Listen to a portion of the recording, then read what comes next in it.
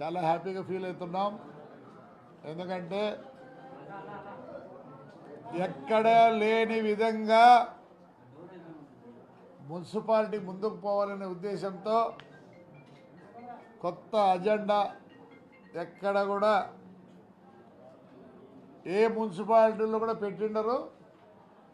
అలాంటి అజెండాను మేము పెట్టినాం.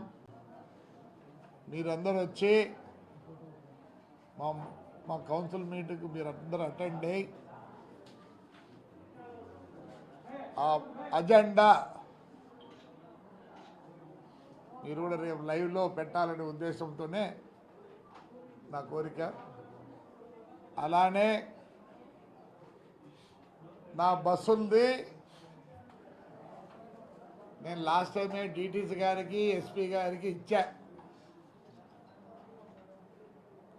ఏమే దాడి మీద ఎలాంటి జవాబు లేదు. ఆ రోజు నేనేం చెప్పినా, అయ్యా ఇన్ని రోజులు టైం ఇస్తున్నాను, నేను టైం ఇస్తున్నాను, లేని పక్షంలో డిటీసీ ఆఫీస్ ముందర ఎస్పీ ఆఫీస్ ముందర బైఠాయించుతా అని చెప్పినాను. నేను బుధవారం మా జనంతో అనంతపూర్లో 1 టౌన్ పోలీస్ స్టేషన్ అనుకుంటా, అక్కడ నేను ఒక కంప్లైంట్ చేయాలనుకుంటున్నా.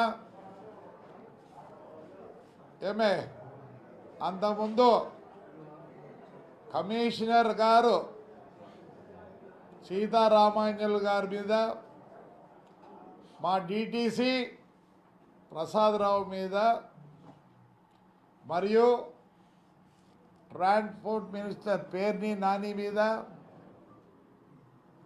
మా ఎమ్మెల్యే ఆయన 2 కుమారుల మీద కంప్లైంట్ చేస్తున్నా. అది రిజిస్టర్ చేసేంత వరకు అక్కడే బైఠాయిస్తా. ఎందుకంటే కొత్తగా వచ్చారు ఎస్పీ గారు, నేను ఆయనకు ప్రాబ్లం క్రియేట్ చేయదలుచుకోలే. అవినో ఇక్కడ గలాట్ అయినప్పుడు మేము 3 కేసులు రిజిస్టర్ చేసేవని చెప్పితే దానికి ఇంతవరకు మాకు ఎలాంటి కేసు రిజిస్టర్ చేయలేదు. కాబట్టి ఆ 3 కేసులు ఇది రిజిస్టర్ చేయాల్సిందే. చేసేంత వరకు ఆ స్టేషన్ నుంచి పోము.